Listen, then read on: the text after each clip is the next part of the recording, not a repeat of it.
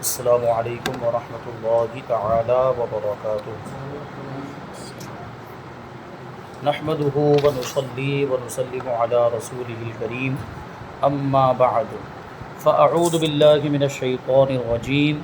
بسم اللہ الرحمن الرحیم۔ ان اللہ وملائکتہ یصلون علی النبی یا ایہا الذین آمنوا صلوا علیہ وسلموا تسلیما۔ اللہم صلی علی سیدنا و مولانا محمد معدن الجود والکرم وآلہ الکرام وابنہ الکریم وبارک وسلم صلاۃ و سلاما علیک یا رسول اللہ صلی اللہ تعالی علیہ وسلم۔ روزے کا بیان مکمل ہوا، اور چونکہ رمضان المبارک کے روزے رکھنا فرض ہے اور رمضان المبارک کے بعد ہی عید آتی ہے، اور اسی عید کی مناسبت سے صاحب نصاب پر صدقہ فطر واجب ہوتا ہے، اور اس کی نابالغ اولاد کی طرف سے بھی اس پر صدقہ فطر واجب ہوتا ہے۔ اس لیے یہاں سے صدقہ فطر کا بیان شروع ہو رہا ہے۔ اور اس سے پہلے کچھ اعتکاف کے مسائل بیان کیے، کیونکہ اعتکاف بھی عام طور پر رمضان میں کیا جاتا ہے، ورنہ دوسرے دنوں میں بھی کیا جا سکتا ہے، لیکن جو 10 دن کا رمضان میں اعتکاف ہوتا ہے آخری عشرے میں، آخری 10 دن میں، وہ سنت ہے۔ اس لیے اس مناسبت سے اس کے کچھ مسائل یہاں پر ذکر کیے جو اس سے پہلے والے درس میں شامل کیے گئے۔ صدقہ فطر کے بارے میں آیت کریمہ پیش کرتے ہیں۔ اللہ پاک پارہ نمبر 30 سورہ اعلیٰ کی آیت نمبر 14 تا 15 میں ارشاد فرماتا ہے، قد افلح من تزکا وذکر اسم ربہ فصلی۔ بے شک مراد کو پہنچا جو ستھرا ہوا، یعنی کامیاب ہوا وہ جو ستھرا ہوا اور اپنے رب کا نام لے کر جس نے نماز پڑھی۔ صدر الافاضل حضرت علامہ مولانا سید محمد نعیم الدین مراد آبادی رحمۃ اللہ تعالی علیہ خزائن العرفان میں اس آیت کریمہ کے تحت لکھتے ہیں کہ اس آیت کریمہ کی تفسیر میں یہ کہا گیا ہے کہ تزکا سے صدقہ فطر دینا اور رب کا نام لینے سے عیدگاہ کے راستے میں تکبیریں کہنا اور نماز سے نماز عید مراد ہے۔ یعنی جس نے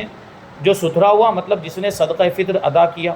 اور جس نے اپنے رب کا نام لیا، مطلب عیدگاہ جاتے وقت، عید کی نماز پڑھنے کے لیے جاتے وقت راستے میں تکبیر پڑھی، یعنی اللہ اکبر اللہ کی بڑائی بیان کی،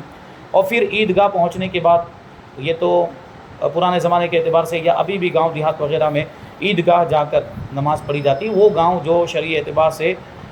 شہر میں شمار ہوتا ہے جہاں عید کی نماز درست ہو، یہ وہاں کی بات ہوگی، تو وہاں عیدگاہ جا کے نماز پڑھتے ہیں۔ یا پہلے شہروں میں بھی ایسا ہوتا تھا کہ باہر شہر سے باہر نکل کر ایک میدان میں جمع ہوتے تھے اور وہاں پر عید کی نماز ادا کرتے تھے، یا ایک عیدگاہ مقرر کر لی جاتی تھی، وہاں پر لوگ پورے شہر کے لوگ جمع ہو کر نماز پڑھتے تھے، تو عیدگاہ جا کر نماز عید ادا کرے۔ تو اب تو عام طور پر مسجدوں میں پڑھ لی جاتی ہے، تو مسجد میں جاتے وقت راستے میں اللہ کی بڑائی بیان کرے، تکبیر پڑھے، اللہ اکبر پڑھتا ہوا جائے، اور پھر نماز عید ادا کر لے، تو یہ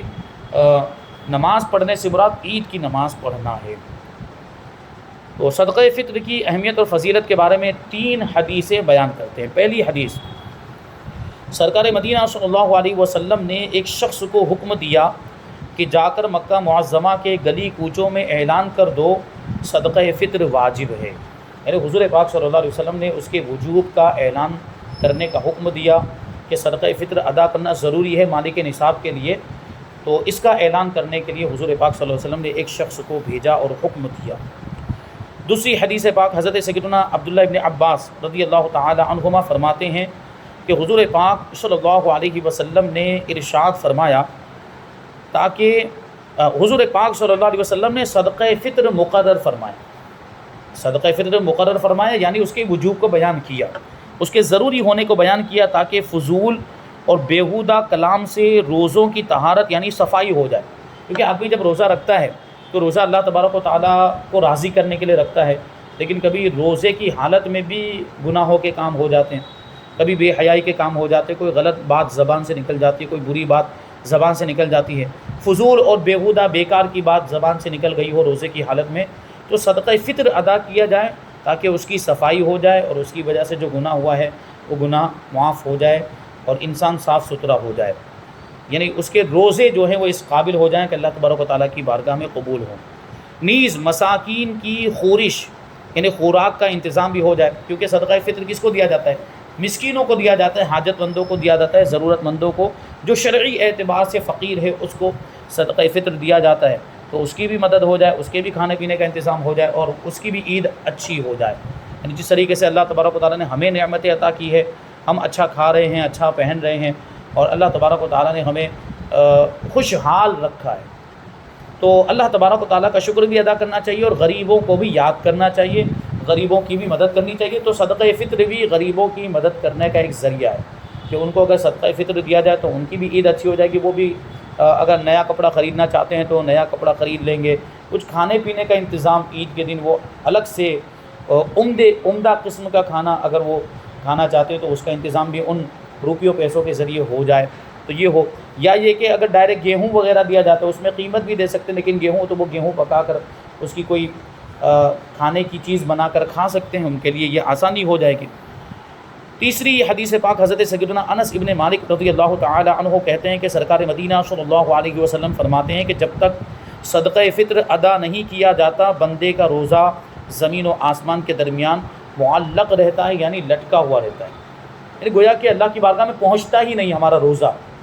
تو اگر ہم چاہتے ہیں کہ ہمارے روزے جو رمضان المبارک کے روزے ہم نے رکھے وہ اللہ کی بارگاہ میں پہنچیں، یعنی قبول ہو جائیں، مقبول ہو جائیں، تو ہمیں صدقہ فطر ضرور ادا کرنا چاہیے۔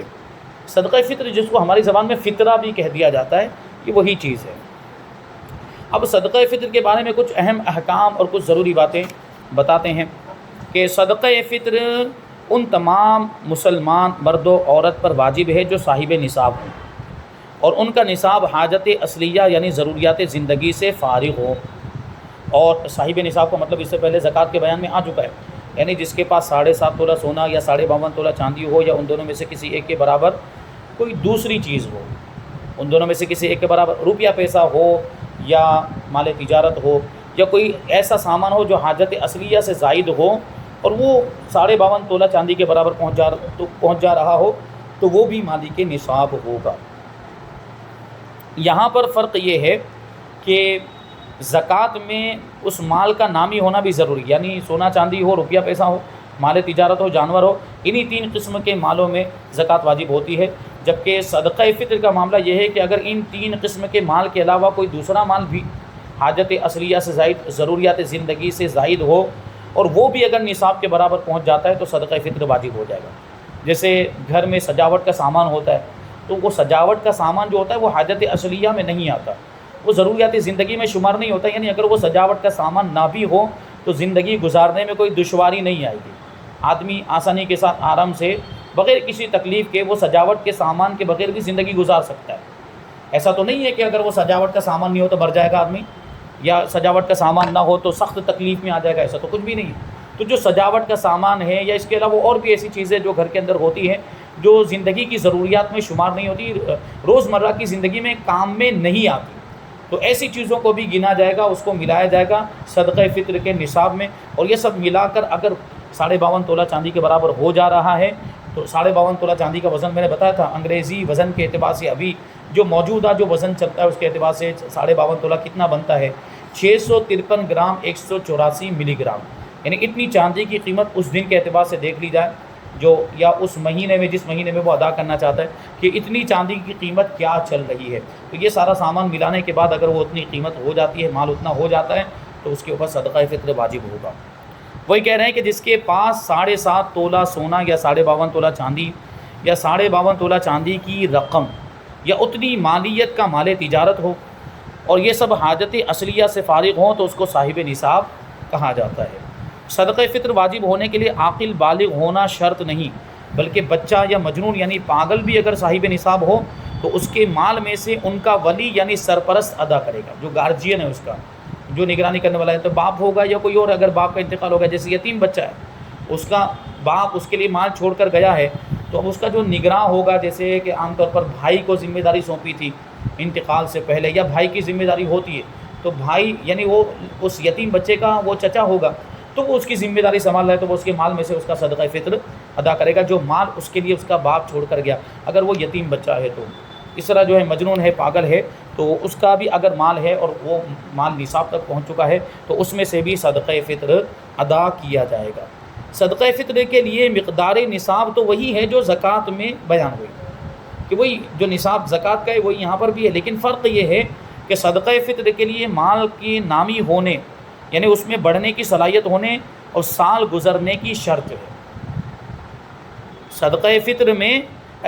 فطر میں مال کے نامی ہونے اور سال گزرنے کی شرط نہیں ہے، یہ غور کرنے کی ضرورت ہے۔ یعنی مال کا نامی ہونا ضروری نہیں ہے، سونا چاندی روپیہ پیسہ، مال تجارت اور جانور، یہ 3 قسم کے جو مال ہیں یہ مال نامی کہلاتے ہیں۔ ان کے علاوہ جو مال ہوگا وہ مال غیر نامی کہلائے گا۔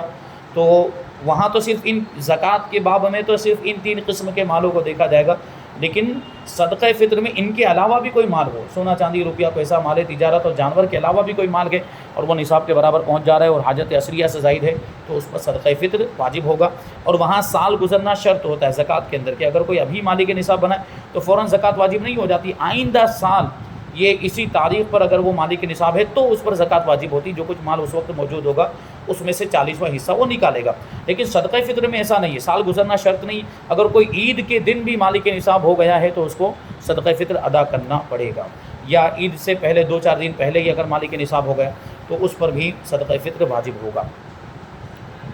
اسی طرح جو چیزیں ضرورت سے زیادہ ہیں، مثلا گھریلو سامان جو روزانہ کام میں نہیں آتا اور ان کی قیمت نصاب کو پہنچتی ہو، تو ان اشیاء کی وجہ سے بھی صدقہ فطر واجب۔ جیسے میں نے ابھی سجاوٹ کے سامان کی مثال دی، تو گھر میں دوسرا کوئی سامان بھی ہو سکتا ہے جو استعمال میں نہیں آتا،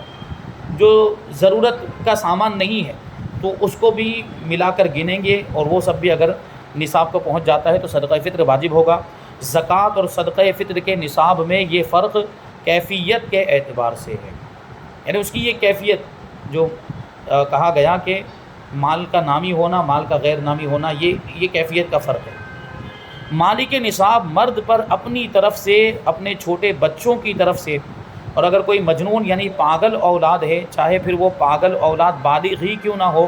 تو اس کی طرف سے بھی صدقہ فطر واجب ہے۔ جو مالی کے نصاب آدمی ہے وہ تو خود اپنا صدقہ فطر ادا کرے گا، اپنی نابالغ اولاد کا بھی صدقہ فطر ادا کرے گا۔ ہاں بالغ اولاد ہے تو اس کی طرف سے باپ پر صدقہ فطر واجب نہیں ہے، نابالغ اولاد کی طرف سے واجب ہوتا ہے۔ ہاں کچھ لوگ سمجھتے ہیں کہ بیوی کی طرف سے بھی صدقہ فطر دینا ہوگا، نہیں، بیوی کی طرف سے بھی صدقہ فطر ادا کرنا شوہر پر لازم اور ضروری نہیں ہے۔ ہاں اگر بیوی خود مالک نصاب ہے تو وہ خود اپنے مال میں سے صدقہ فطر ادا کرے گی، خود اس پر واجب ہوگا۔ ہاں اگر شوہر چاہتا ہے کہ بیوی کی طرف سے ادا کر دے اور اس کے ذمے سے بھی صدقہ فطر ساقط ہو جائے تو اس کی اجازت لے کر ادا کر سکتا ہے کہ تم پر جو صدقہ فطر واجب ہوتا ہے تمہاری طرف سے میں ادا کر دیتا ہوں، اجازت ہے، وہ کہے ہاں ٹھیک ہے ادا کر دو، اور اس نے پھر ادا کر دیا تو بیوی کا صدقہ فطر ادا ہو جائے گا۔ تو کہہ رہے ہیں کہ اگر کوئی اولاد میں مجنون اور پاگل بچہ ہے، کوئی اولاد پاگل ہے تو اس کی طرف سے بھی باپ پر صدقہ فطر واجب ہوگا۔ ہاں اگر وہ بچہ یا مجنون خود صاحب نصاب ہے تو پھر اس کے مال میں سے فطرہ ادا کریں گے، یعنی اگر نابالغ ہے، چھوٹے بچے ہیں تو باپ ادا کرے گا، اور اگر وہ اگرچہ چھوٹا بچہ ہے لیکن وہ خود مالک نصاب، خود اس کے پاس مال موجود ہے، اور یا بالغ ہے تو بالغ کا تو پھر سوال ہی نہیں ہے، بالغ ہے تو پھر اس کی طرف سے باپ کو ادا کرنا ضروری نہیں۔ چھوٹا بچہ بھی اگر کیوں ہے یا مجنون بھی ہے لیکن اس کے پاس اس کا خود کا مال موجود ہے اور وہ نصاب کے برابر ہو گیا تو اس کے مال میں سے پھر اس کا صدقہ فطر ادا کیا جائے گا۔ مرد صاحب نصاب پر اپنی بیوی یا ماں باپ یا چھوٹے بھائی بہن اور دیگر رشتہ داروں کا فطرہ واجب نہیں ہے۔ وہی بات آ گئی، یعنی مرد پر بیوی کی طرف سے صدقہ فطر ادا کرنا واجب نہیں ہے، اپنے بھائی بہن کی طرف سے بھی واجب نہیں ہے، اپنے ماں باپ کی طرف سے بھی ادا کرنا واجب نہیں، صرف کس کی طرف سے؟ نابالغ اولاد کی طرف سے۔ نابالغ اولاد کی طرف سے واجب ہوتا ہے باپ پر، اور وہ بھی اگر اولاد وہ خود مالدار ہے، خود غنی ہے، صاحب نصاب ہے تو اس کے مال میں سے ہی دیا جائے گا۔ اور والد نہ ہوں تو دادا جان والد صاحب کی جگہ پر ہیں، یعنی اپنے فقیر اور یتیم پوتے پوتیوں کی طرف سے ان پر صدقہ فطر دینا واجب ہوگا۔ یعنی مطلب کیا ہوا کہ باپ کا انتقال ہو گیا اور اب نابالغ اس کے بچے موجود ہیں، تو اب ان کا جو دادا ہوگا، یعنی جس کا انتقال ہو گیا اس کا باپ، تو یہ جو بچے ہیں ان کا تو وہ دادا ہوا، تو دادا پر واجب ہوگا کہ ان نابالغ بچے جو ہے یتیم پوتے اور پوتیاں جو ہیں ان کی طرف سے وہ صدقہ فطر ادا کرے، اور صدقہ فطر اسی پر واجب ہوگا۔ ہاں اگر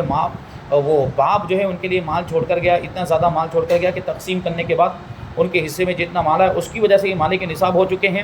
تو پھر ان کے مال میں سے وہ صدقہ فطر ادا کیا جائے گا۔ ماں پر اپنے چھوٹے بچوں کی طرف سے صدقہ فطر دینا واجب نہیں ہے، باپ پر ہوتا ہے یا دادا پر ہوتا ہے، باپ موجود نہ ہو تو دادا پر ہوتا ہے۔ وہی کہہ رہے ہیں باپ پر اپنی عاقل و بالغ اولاد کا فطرہ بھی واجب نہیں۔ اگر اولاد بالغ ہو چکی ہے اور عقل مند بھی ہے، مجنون نہیں، پاگل نہیں ہے، تو اس کی طرف سے اب باپ کی ذمہ داری نہیں ہے کہ وہ صدقہ فطر ادا کرے، باپ پر ان کا صدقہ فطر واجب نہیں ہے۔ آگے ایک مسئلہ کہ کسی صحیح شرعی مجبوری کے تحت روزے نہ رکھ سکا، کوئی مجبوری تھی اس کی وجہ سے پورے رمضان کے روزے نہیں رکھ پایا، یا معاذ اللہ بغیر مجبوری کے رمضان المبارک کے روزے نہ رکھے، اس پر بھی صاحب نصاب ہونے کی صورت میں صدقہ فطر واجب ہے۔ یعنی کیا مطلب ہوا کہ صدقہ فطر واجب ہونے کے لیے رمضان کے روزے رکھنا ضروری نہیں، رمضان کے روزے رکھنا فرض ہے، ضروری ہے اس اعتبار سے، لیکن فطرہ واجب ہونے کے لیے شرط نہیں ہے رمضان کے روزے رکھنا۔ یعنی اگر کسی نے روزے نہیں بھی رکھے، کسی مجبوری کی وجہ سے نہیں رکھے یا بغیر مجبوری کے نہیں رکھے، پھر بھی اگر وہ مالک نصاب ہے تو صدقہ فطر اس پر واجب ہوگا۔ بیوی یا بالغ اولاد جن کا نفقہ وغیرہ یعنی روٹی کپڑے وغیرہ کا خرچ جس شخص کے ذمے ہے، وہ اگر ان کی اجازت کے بغیر ہی ان کا فطرہ ادا کر دے تو ادا ہو جائے گا۔ ہاں اگر نفقہ اس کے ذمے نہیں ہے، مثلاً بالغ بیٹے نے شادی کر کے گھر الگ بسا لیا اور اپنا گزارا خود ہی کر لیتا ہے، تو اب اپنے نان نفقہ یعنی روٹی کپڑے وغیرہ کا خود ہی ذمہ دار ہو گیا ہے، لہٰذا ایسی اولاد کی طرف سے بغیر اجازت کے فطرہ دے دیا تو ادا نہ ہوگا، یعنی اس کی اجازت لینی پڑے گی، اجازت لے پھر ادا کرے۔ ہاں اگر وہ اس کے ماتحت ہیں، ان کی پوری ذمہ داری یہی سنبھال رہا ہے، جیسے بیوی ہے، اولاد، وہ سب اس کے ماتحت ہی ہے، اگر وہ کچھ کماتے بھی ہیں تو لا کر باپ کو دے دیتے ہیں اور باپ کو نگراں بنا دیا گیا ہے، تو ایسی صورت میں باپ اگر ان کی طرف سے ادا کر دے گا تو ادا ہو جائے گا۔ آگے سوال یہ ہے کہ بیوی نے بغیر حکم شوہر اگر شوہر کا فطرہ ادا کر دیا تو ادا نہیں ہوگا، یعنی بیوی کے لیے ادا وہاں پر اجازت لینا ضروری، کیونکہ بیوی شوہر کے ماتحت ہوتی ہے، شوہر بیوی کے ماتحت نہیں ہوتا، بیوی شوہر کی نگرانی میں ہوتی ہے، شوہر بیوی کی نگرانی میں نہیں ہوتا، اس لیے وہاں بیوی اگر ادا کرنا چاہتی ہے تو پوچھنا پڑے گا، اجازت لینی پڑے گی۔ عید الفطر کی صبح صادق طلوع ہوتے وقت جو صاحب نصاب تھا اسی پر صدقہ فطر واجب ہے، اگر صبح صادق کے بعد صاحب نصاب ہوا تو اب واجب نہیں ہے۔ صبح صادق کے وقت اگر کوئی مالک نصاب تھا تو اس پر، کیونکہ وہ صبح صادق ہی جو اصل وقت ہے صدقہ فطر کے واجب ہونے کا وہی ہے، تو اس وقت اگر کوئی مالک نصاب اور اس کے اندر ساری شرطیں پائی جا رہی ہے تو اس پر صدقہ فطر واجب ہے۔ اگر صبح صادق کا وقت گزر گیا اور اس کے بعد اگر کوئی مالک نصاب ہو رہا ہے تو اب اس پر واجب نہیں۔ تو عید کے دن جو میں نے ابھی کہا کہ عید کے دن بھی اگر کوئی مالک نصاب ہو جاتا ہے تو اس پر صدقہ فطر واجب ہوگا، اس سے مراد یہی ہے صبح صادق کے وقت اگر کوئی مالک نصاب ہو جاتا ہے تو اس پر صدقہ فطر واجب ہوگا، بعد میں اگر کوئی مالک نصاب ہو رہا ہے تو صدقہ فطر واجب نہیں ہوگا، یا اس سے پہلے مالک نصاب تھا اور صبح صادق تک عید الفطر کی صبح صادق تک مالک نصاب رہا، تو اب اگرچہ بعد میں ختم ہو جا رہا ہے اس کا نصاب، اس پر صدقہ فطر واجب ہو چکا ہے، دینا پڑے گا۔ صدقہ فطر ادا کرنے کا افضل وقت تو یہی ہے کہ عید کی صبح صادق کے بعد عید کی نماز ادا کرنے سے پہلے ادا کر دیا جائے، اگر چاند رات یا رمضان المبارک کے کسی بھی دن میں، بلکہ رمضان شریف سے پہلے بھی اگر کسی نے ادا کر دیا تب بھی فطرہ ادا ہو گیا، اور ایسا کرنا بالکل جائز ہے، اس میں کوئی حرج نہیں۔ ایڈوانس میں صدقہ فطر ادا کیا جا سکتا ہے، ایڈوانس میں زکوٰۃ بھی ادا کی جا سکتی ہے، واجب اگرچہ صبح صادق کے وقت ہو رہا ہے لیکن اس سے پہلے بھی ادا کر سکتے ہیں، 1 دن پہلے، 2 دن پہلے، 3 دن پہلے، اور ایسا بھی ہوتا ہے، ایسا ہوتا بھی ہے کہ رمضان المبارک میں مطلب موقع بموقع وہ جیسے کوئی مطلب کوئی چندہ کرنے کے لیے آ گیا، کوئی مدرسے کا سفیر آ گیا تو اس کو دے دیا، وہ رمضان میں آتے ہیں عام طور پر، عید سے پہلے آتے ہیں، یا کوئی دوسرا ایسا مصرف تھا، کوئی حاجت مند، کوئی ضرورت مند، یا کوئی رشتہ دار ایسا تھا اس کو دے دیا جو شرعی اعتبار سے فقیر تھا، تو ایڈوانس میں پیشگی صدقہ فطر دینے سے بھی صدقہ فطر ادا ہو جاتا ہے اور اس میں کوئی حرج نہیں ہے۔ آگے ایک مسئلہ ہے کہ اگر عید کا دن گزر گیا اور فطرہ ادا نہ کیا تھا تب بھی فطرہ ساقط نہ ہوا، یعنی واجب ہو چکا ہے، ایک مرتبہ واجب ہو چکا ہے، ادا نہیں کیا، تو ایسا نہیں کہ معاف ہو جائے گا، بلکہ عمر بھر جب بھی ادا کرے وہ ادا ہی ہے، یعنی اس پر باقی رہے گا، پوری زندگی یہ صدقہ فطر ادا کرنا اس کے ذمے میں لازم رہے گا، اور اس کو جب بھی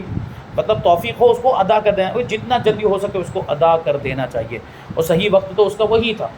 جو بیان کیا گیا۔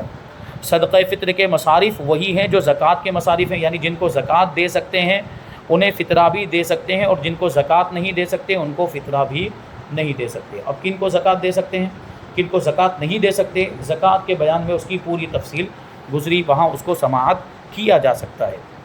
آگے بہت اہم بات ہے کہ سادات کرام کو صدقہ فطر نہیں دے سکتے، ان کو زکوٰۃ بھی نہیں دے سکتے، صدقہ فطر بھی نہیں دے سکتے، کیونکہ یہ صدقہ واجبہ ہوتا ہے، اور صدقات واجبہ سادات کے لیے حلال نہیں ہے، جائز نہیں، کیونکہ یہ بنی ہاشم سے ہیں۔ بہار شریعت جلد اول صفحہ نمبر 931 پر ہے کہ بنی ہاشم کو زکوٰۃ نہیں دے سکتے، نہ غیر انہیں دے سکتے ہیں، نہ ایک ہاشمی دوسرے ہاشمی،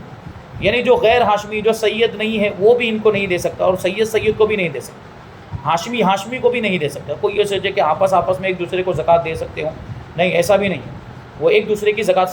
سادات بھی ایک دوسرے کو اپنی زکوٰۃ نہیں دے سکتے ہیں، اور دوسرا کوئی بھی ان کو نہیں دے سکتا، زکوٰۃ اور صدقات واجبہ۔ اور بنی ہاشم سے مراد حضرت علی، حضرت جعفر، حضرت عقیل، حضرت عباس اور حضرت حارث بن عبد المطلب کی اولاد ہیں۔ کتنے حضرات ہیں؟ حضرت علی 1، حضرت جعفر 2، حضرت عقیل 3، حضرت عباس 4 اور حضرت حارث، یہ 5 حضرات ہیں، 5 شخصیات ہیں، ان کی اولاد کو بنو ہاشم کہا جاتا ہے، جو بھی ان کی اولاد میں سے،